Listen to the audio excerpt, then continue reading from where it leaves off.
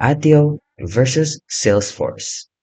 So Attio is a next generation CRM designed for startups, small businesses, and teams that want simplicity, speed without the bloat of legacy platforms. So its pros is it has a clean and modern interface that's easy to learn.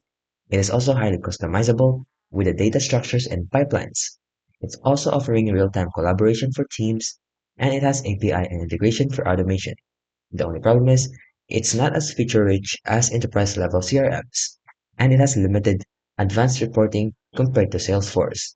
And they have a smaller integration system, which is better and not better than Salesforce. Now, Salesforce, on the other hand, is the most widely used enterprise CRM, offering powerful features like deep integrations and advanced analytics for large organizations.